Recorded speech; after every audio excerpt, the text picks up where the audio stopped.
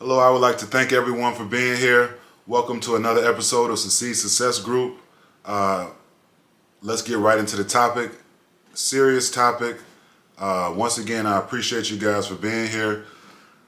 And you can see from the title that the purpose of this video and what we're going to be talking about today is how there is no place for violence in collegiate athletics. Now, ladies and gentlemen, everyone, this is a very special topic to me that's near and dear to my heart because the university and situation that we're going to be talking about today is actually my alma mater. So I went to New Mexico State University and I had an amazing career, basketball career there at New Mexico State University. And I have so much love for New Mexico State University. I have so much love for Las Cruces, the state of New Mexico, some of my former coaches. I played for Lou Henson, so I want to give Lou Henson a huge shout out, as well as the other coaches that I played for at New Mexico State. Russ Radberg, Thomas Trotter, some amazing coaches and an amazing coaching staff.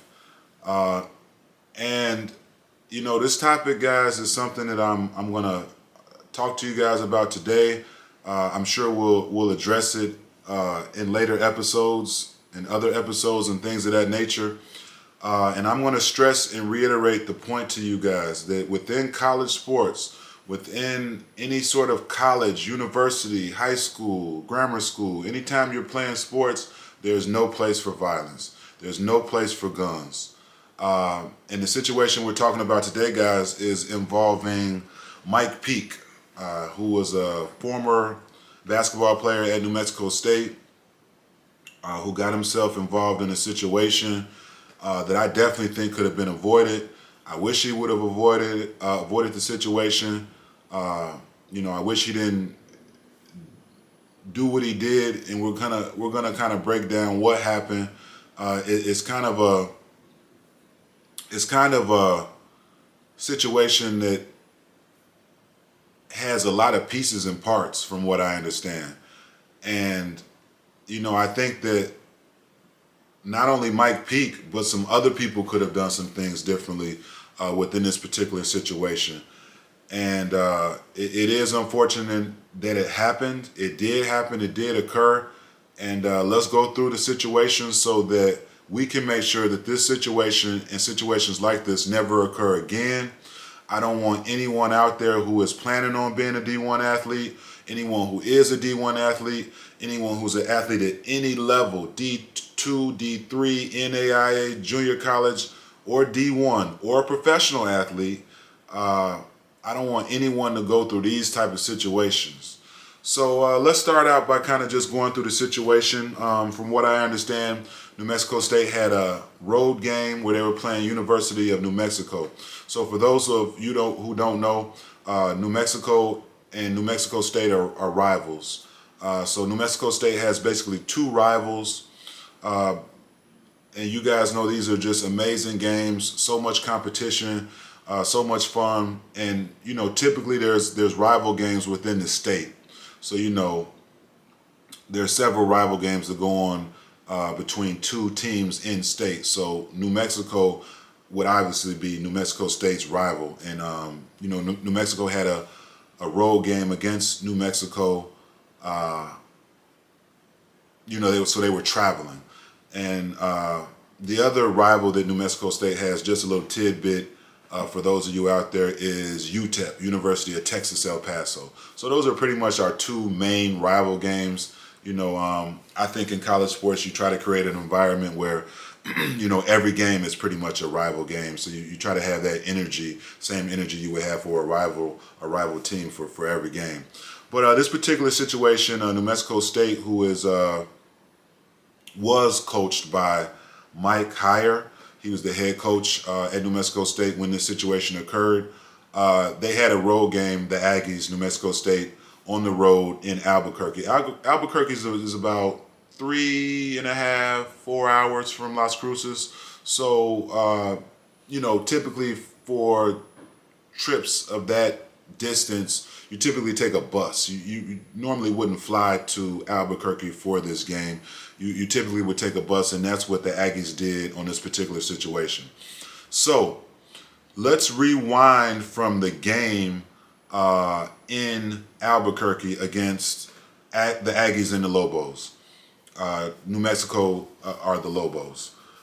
So I guess before the game,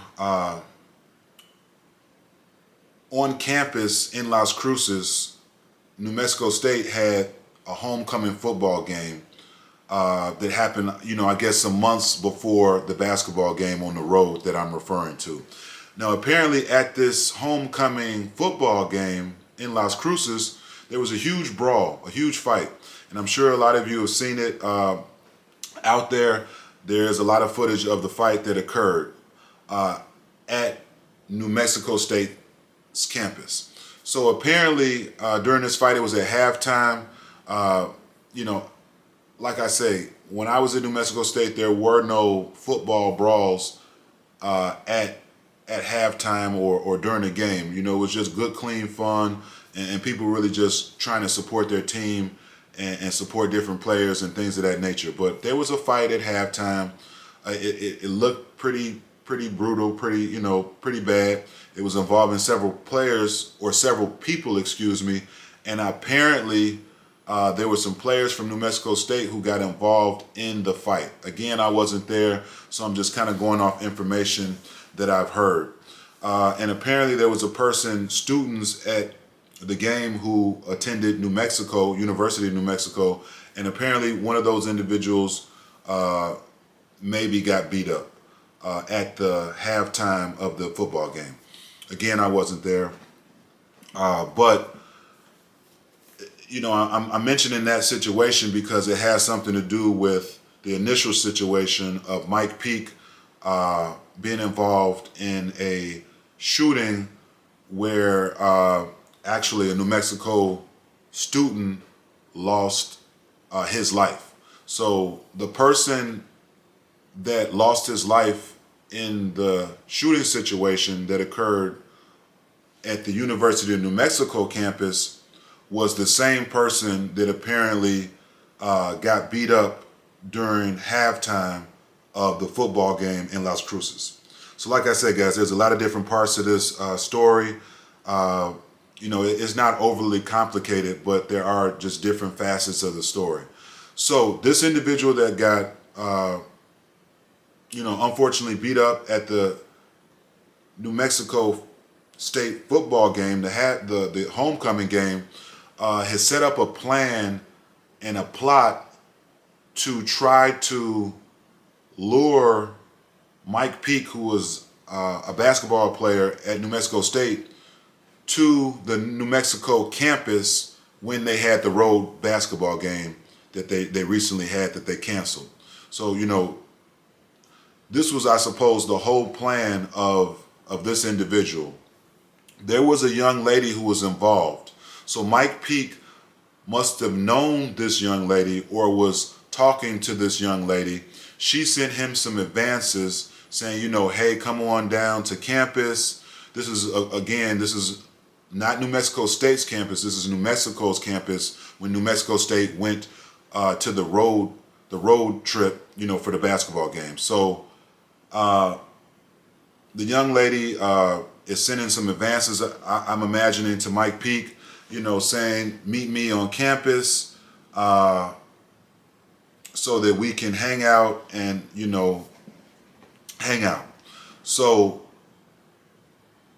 Mike Peake doesn't know that all of this is a setup. So again, the person that was attacked, or the person that, got beat up at the halftime, set this whole plot up. And so he set this plot up with the young lady who her job was to lure Mike Peake to the campus. And he had two other individuals with him, two other males that were there to help him attack Mike Peake. So that's why the young lady was involved. Her job was to get him there on campus. And then these three individuals were then you know, were going to try to attack Mike Peake. And there's so many wrongs to this story. I want to start out by saying that the individual that set up the plan had a gun on him, and so we could start there. To have a gun on you, and then to be making a plan to try to lure someone into a situation, and you have a gun with you, is just flat out wrong. That has no place in college at all. I'm actually surprised that a person would take something to this level. We've all been in fights, and we've all probably lost a fight. And to lose a fight, and I'm gonna let everyone know this, it's okay to lose a fight. I don't condone fighting at all. I do not condone fighting at all. The fight should have never occurred. I feel like, security could have done a better job of breaking up the fight before it occurred at the homecoming football game. But I also don't condone this individual setting up this whole plot and plan to lure a basketball player into an area and you have a gun on you. It's crazy. So I want to say something else that I don't condone, and something that I wish Mike Peake would have not gotten himself involved in. He had a gun. So Mike Peake going to this dorm on New Mexico's campus to meet this young lady without knowing there were three individuals that were going to be there, waiting on him, had a gun on him. So, when you think about this and you think about the psychology of the mind and things of this nature, you would assume that Mike Peake must have known that there was a possible risk of danger. There was a possibility that something might happen. And so, or else he wouldn't have brought the gun with him to begin with. So I wish that he would not have even went to the dorm to see the young lady. And I'm gonna bring up 2 points now about the gun and about him going to the dorm. So let's start with him going to the dorm. So for any Division I athlete out there, for any former Division I athlete or any coach, when you have a road game, your schedule is extremely tight. And I actually loved that. I loved Division I sports. I had the opportunity to play professional sports after college, professional basketball overseas. But when you're on a road trip in college or at the professional level, you don't have a lot of time to go to all of these places. Your schedule is pretty tight. You get into your hotel. You might have a team meal shortly after you arrive. You might have some team practices. You might watch some videos of the upcoming game to study, plays and players and things of that nature. You're typically with your team. Somebody might bring a video game console and you're playing video games. You're maybe watching movies. You're doing things that are collegiate. You're doing things that are not violent. But my point is, you don't have time to go to these places. So how Mike Peake had time to go to the campus of New Mexico is kind of beyond me. At no point did I go to a campus of the university that we were playing on my own, and neither did my teammates. It just wasn't something that you did. You didn't have the time, nor would you really want to do that. You really wouldn't want to get yourself involved in that situation. So I'm shocked that he was able to even somehow leave the hotel and go to the campus at New Mexico. So, like I said, that's shocking. So let's go back to another point that I want to make, and this is probably a more alarming point is in order for Mike Peake to have a gun with him when he was going to the New Mexico campus, you know, you have to ask yourself, how did he have a gun on him? Where did he get a gun from? You know, they're playing a road game. So, you know, you have your basketball shoes, you have your towel, you have, you know, your computer maybe, your headphones, your phone. You know, you have snacks maybe. You have basic stuff. At no point should you have a gun with you on the bus traveling to a game. Like, how do you even think to do that?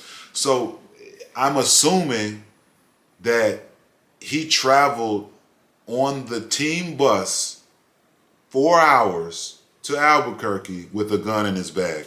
And ladies and gentlemen, you know, everybody out there watching, that is absurd. You know, you are asking for trouble when you put yourself in those situations. So, you know, had he not had the gun, he never brings the gun. And I know what you're saying. Well, they attacked him first, which is what happened in that situation. He was defending himself. It was self-defense. And I know you're probably saying, well, you know, if he didn't have the gun, then he, you know, maybe he would have died or something of that nature. And what I'm saying is, if he didn't have the gun, then I don't think he would have even went to the hotel, or excuse me, went to the campus to meet the girl. And maybe all this could have been avoided. Because at the end of the day, you know, he wants to keep his scholarship. He wants to try to go maybe and play professionally. He definitely probably wants to graduate. You know, the last thing you want to do is be involved in that situation, especially when you have a game the next day.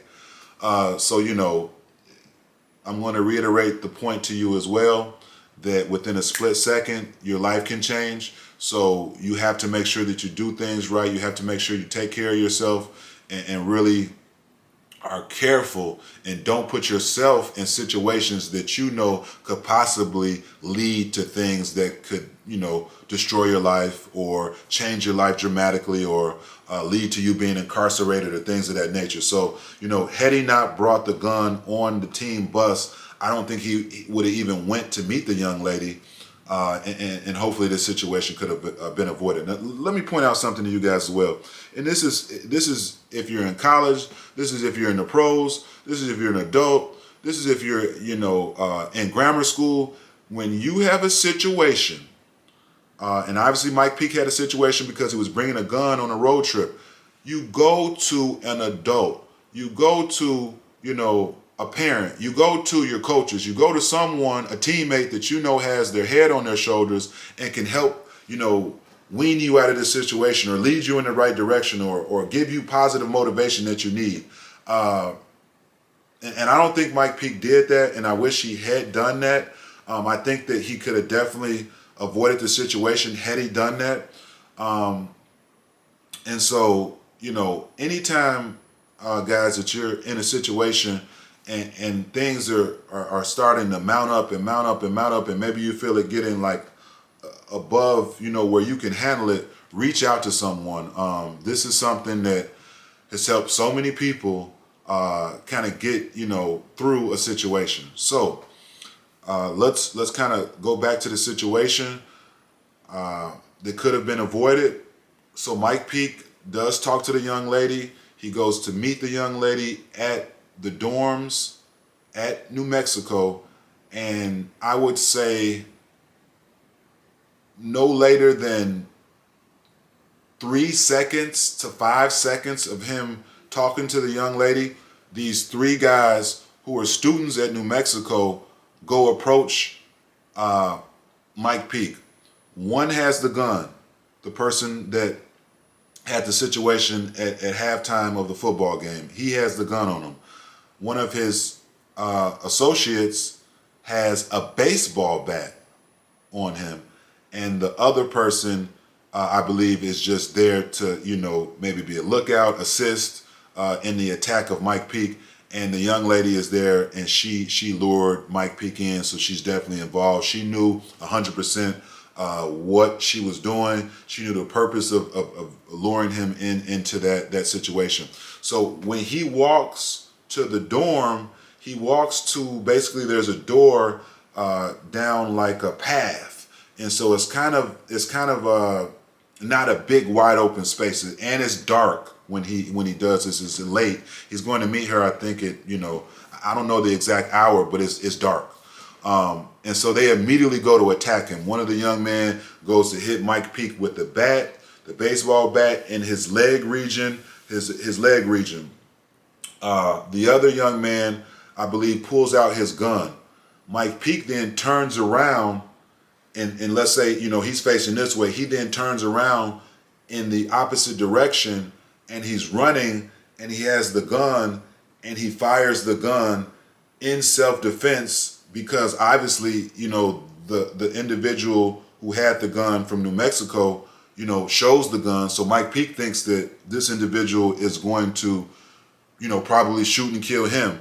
So he turns around and runs and fires the weapon that he has, and he ends up killing the student who attended University of New Mexico, who was the original person to set this whole plan and plot up and involve his 3 friends, 1 young lady and 2 young men. And I mean, an extremely unfortunate situation. My condolences and my heart do go out to the family of the individual that was killed, the student at New Mexico. Just an absolute terrible situation. That's obviously the last thing in the world a parent wants to hear, is that their child was killed in a situation that could have been avoided. Let me say this again. The situation could have been and should have been avoided. And I really wish it was. I wish it would have been avoided, but it wasn't, and it did happen, and it did occur. And we and you and Succeed Success Group have to learn from this situation. You have to learn from other people's mistakes. That's part of being extremely successful, is that you do not have to commit the same mistakes that you've seen other people commit. There are so many people in the society that we live in making egregious mistakes, huge mistakes, that you, as a successful, person, do not ever have to commit the same mistakes that you've seen others commit. So I don't want any D1 athlete, I don't want any college student to ever be involved in a situation like this. I want us to all learn from this situation and try to do our best to make sure that it never occurs again.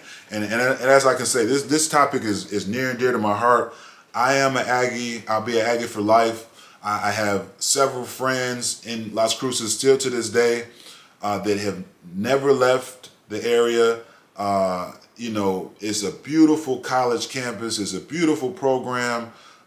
There's so much passion and so much love and dedication for sports in Las Cruces, New Mexico. Like I say, I'm still so close to so many people there in the area. So this is a topic that when I heard it obviously touched me, because that's like family. My team was an extremely great team when I played there. And many of the people that I know that played on that team still have ties to New Mexico and Las Cruces, and are very loved in the area. I'm very loved in the area. So again, very touchy situation. Now, I want to point out a few things, kind of, related to the situation, somewhat. So I have no disrespect to the coach that was coaching at the time of these situations. His name is Coach Mike Heyer, and I'm not here to discredit Coach Heyer. I'm sure he went through a lot within his coaching career to get to the level to coach at a New Mexico State. So I'm not here to talk bad about him. However, I do feel as if there's some things that he could have done differently within this situation after it occurred. And also, I think, it's extremely important as a college coach that you set a precedent for your players to understand the rules and regulations, not only that you have for the team, but just rules and regulations in life. Like, so, Mike hired, it was said, along with the assistant coach, Dominique Taylor, held on to a laptop, a phone, and I believe the actual weapon that Mike Peake used in this situation. Now, Mike Peake was involved in a self-defense situation. So I'm not sure at this particular time if he is going to be facing jail time. I'm not sure really of that situation. I might do another recap to this situation at another particular time on the channel. But I do want to say that the Coach Heyer and Coach Taylor, in my opinion, could have done a better job of immediately giving up the gun, the laptop, and the phone of Mike Peake to the New Mexico authorities. That could have been something that the university, New Mexico State University, looked at when they did fire Coach Heyer. You know, you just want to give the weapon up immediately. You should not have held on to it. I understand that you want to protect the player and you want to look out for your players, but at the same time, you have to look out for yourself and you have to do what's best for the entire team, the university, the program, the state, the city, the people in Las Cruces. You have to do what's best for everyone involved. And I'm not 100% sure that Coach Heyer did that in that situation. Again, I'm definitely not here to talk about Coach Heyer at all. I do want to give a shout out to the former New Mexico State basketball coach, Chris Jans. You can see from the thumbnail that I do have a picture there of Mike Peake and Chris Jans. Chris Jans just got the head coaching job at Mississippi State. They just lost to Pitt, University of Pittsburgh, in a game to see who would make it to the NCAA tournament. And so I want to just say, shout out to Chris Jans. I think he did a wonderful job at New Mexico State. Last season, we made it to the tournament and we actually advanced to, the next round, the second round of the tournament. We beat UConn last year and have really been having a great program and great tradition through the years. Like New Mexico State for the past few years, I would say 6 or 7 even, have really been making some noise in the tournament, winning our conference and making that trip to the NCAA tournament. And last year had a great opportunity to go to the second round. So it's interesting to see where a program, or how a program can shift within a season.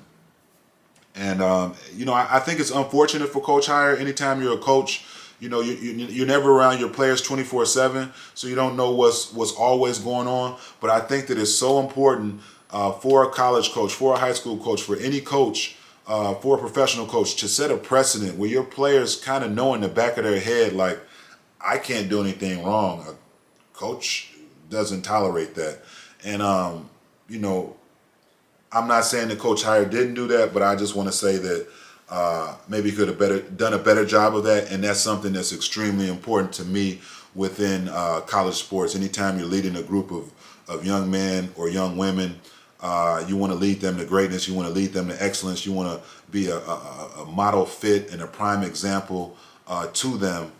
And I just wanted to talk about that situation quickly. So guys, again, this has been a touchy situation. We want to avoid these situations at all costs possible. I want to give you a few pointers before we leave. If you're going through something and it's mounting up really tall and it's getting maybe above your head, talk to someone, reach out to someone. Do not try to handle every situation on your own. I want to stress to you guys, athletes, students, people in general, there's no place for guns in college sports. As an athlete, student athlete, you should never have a weapon with you when you're on a road trip. I do want to make another point that I didn't bring up throughout this entire video that I find to be extremely odd.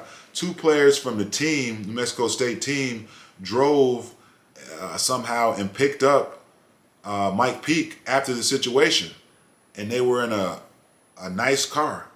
I don't know how they got access to a car on a road trip. Again, guys, these are things that are unheard of. Most college players don't have access to a car on their own campus. So how they got access to a car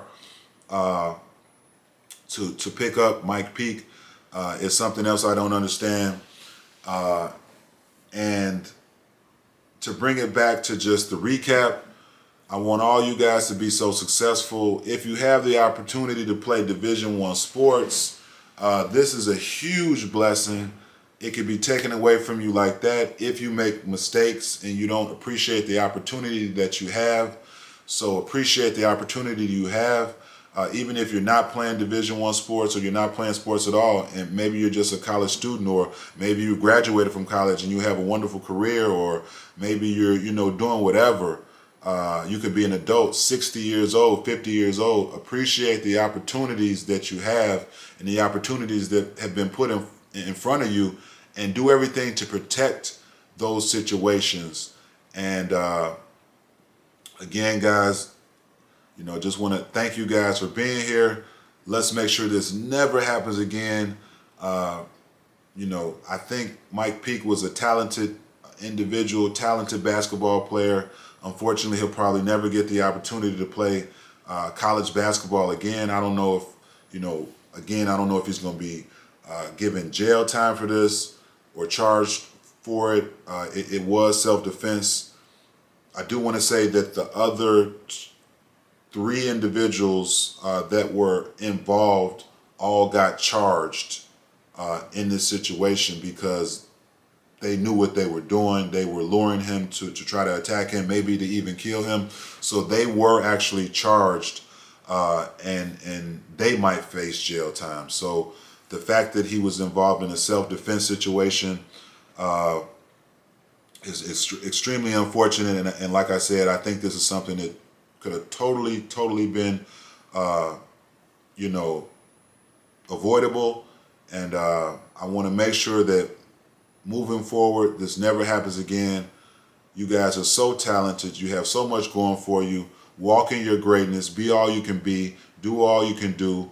Continue to be great. And let's be great together. This is the C Success Group, guys, signing out with another episode. I thank you guys and appreciate you guys for being here. Please do me a favor, guys. It would be awesome if you guys subscribe to the channel. I'm going to continue to put out amazing content for you guys and continue to change lives one day at a time, guys. Thank you so much for being here. Talk to you guys in the next one. Thank you.